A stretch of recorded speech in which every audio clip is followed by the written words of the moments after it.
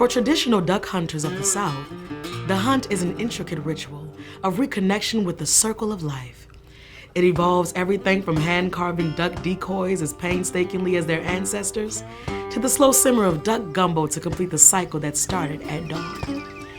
The ritual begins in the dark morning. Later, there will be drops of blood and scattered feathers and thanksgiving for a successful hunt. Seeking sustenance from wildland is a rare source of abundance that is open to all, regardless of socioeconomic status, though hunting still costs plenty of time and energy.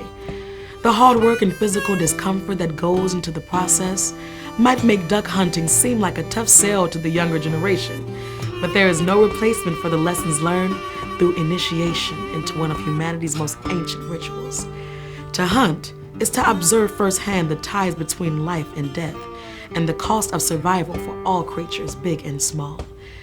Today, I am going to take a deep dive into all the different elements that make up the complex tradition of duck hunting to see how it illuminates the great web of life.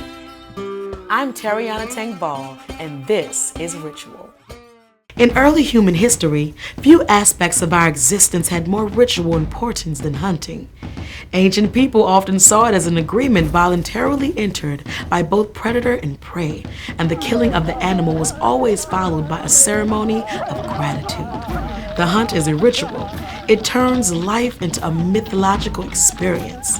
The scholar Joseph Campbell explains, "The hunted animal becomes a messenger of divine power."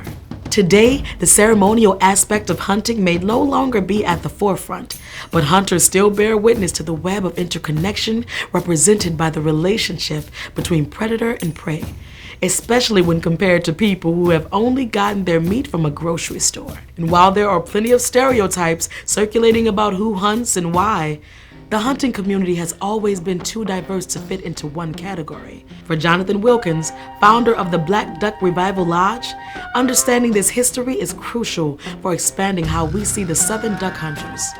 We don't normally associate Black culture with hunting, right? I think that, if you look at the history of Black people in this country, they've always been involved in it. If you look at the original hunting guides in the American South, they were all Black people. There's this myth that Black people don't hunt, Black people don't exist in the woods, Black people don't work with their hands.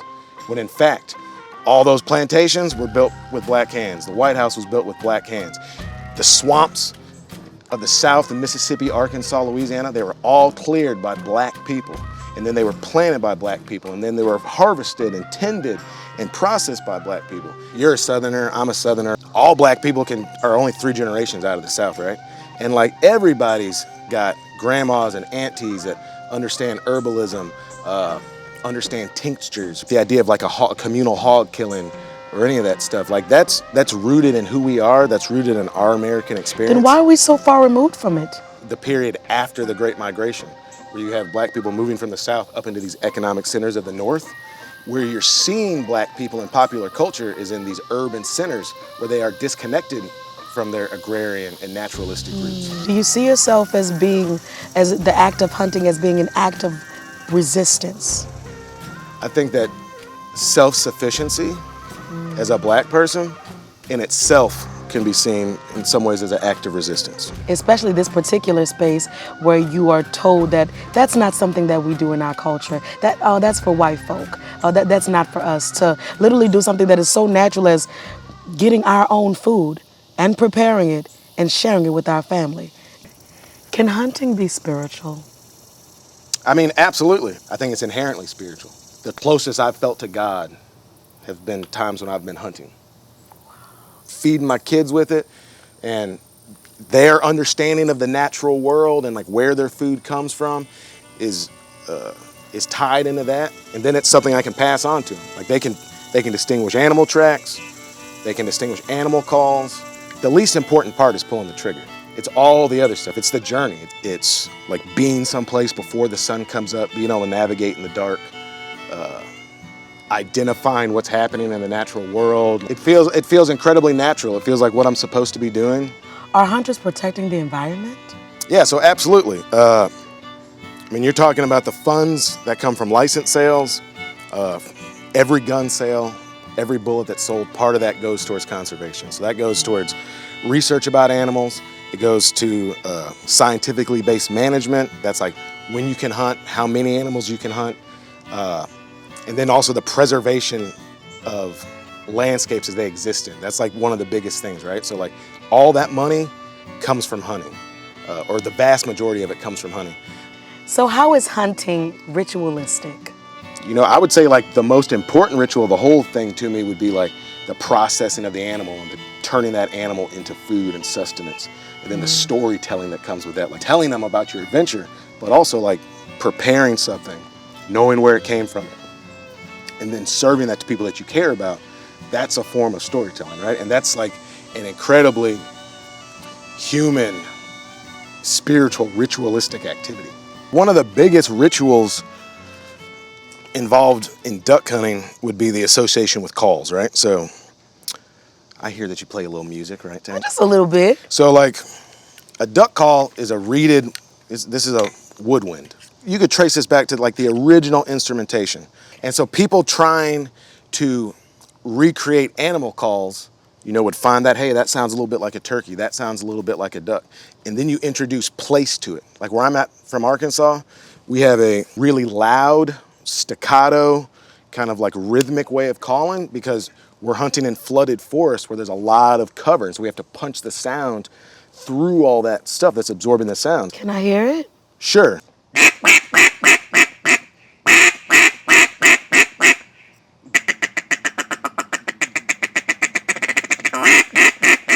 No, you musical with yours. I hear a little beatboxing in that. You put a little thing on it. I would say I'm referencing like a bass guitar in it. Right? That's so dope because it's just like living in the South or living Midwest. Everyone has different accents too. Yeah. So the fact that the duck calls kind of have their own little accent in a way, just depending on their own region that they're in, I think that's pretty amazing. I mean, dude, it's 100% that way. And then you go species to species. There's a little bit different between everything, right? So trying to figure that out. I just wonder if roles were reversed and the ducks were trying to figure out how to call us to them. And they'd be like, man, all you got to say is, "Ay, man, oh, what's up, shawty?" Like, look, that's like what exactly. If they were trying to reel us in and they was using words that we say to communicate. Okay, you're joking around, but that's exactly what you're doing. Dale Bordelon, a duck hunter from Louisiana's Cajun country, appreciates that each aspect of this tradition connects him to his ancestors. He meticulously approaches the craft exactly how it would have been done when his family first came to Louisiana in 1720. For him, duck hunting is a way of life that brings together generations past and present, one he is proud to share with his son and grandson. How do you keep these old traditions alive from your ancestors? Well, I was raised with the old people that sold ducks, they made pillars. As a young boy, I witnessed that. They made their own decoys, their own duck calls. How do you prepare for the hunt? Well, to go duck hunting, you gotta have decoys. What's a decoy? A decoy is this. This is a homemade decoy. Did you make it? I made it, yes ma'am. How did you make it? With hand tools. We build some blowings. A blowing is a structure you build, and you put your decoys in front of the blowing. So when the ducks see them, it lures them to you. And then you have a duck call. When you see ducks, you call them to you. So this is a hand-carved decoy, made out of cypress root. That's a big Louisiana specialty right here from the old days. This goes back to the late 1800s. Now they got plastic decoys, but in the old days, if you wanted to hunt, you had to make your own. So, I do that too to keep as part of the heritage. Are you gonna give me one? No, we'll talk about that. He said, I feel very specially connected to each one I make. My boys killed that first duck over these. It's hard to get rid of them. Yeah, certain things are a connection. They're gonna go to them. And you keep things a long time. Very You're long. a traditionalist and you have a lot of dates in your mind. It's just something that does me a lot of good, my heart. And this is what fused my flame right here, doing this. Wow. What's one of your best memories from childhood of duck hunting? I guess it has to be when I killed my first ducks. I was all excited. So I ended up going home and going to barn plucking the ducks, and my mama came help me. and then she cooked a big gumbo for me. Can't get no better than that. Yeah, I guess so. After you like literally go out and find your own feast and you eat with your family. So it sounds more like it's a communal thing, you know, tradition. So what makes this feel familiar to you, like tradition, like families, like spiritual? It's a personal connection with the ones before me.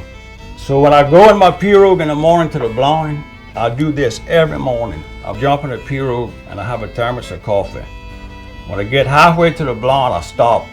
I pour me a cup and I toast to the good Lord for letting me have another day, a good day, and to the ones before me that taught me this, in honor of them. And I'll do that. It's like a ritual. It is.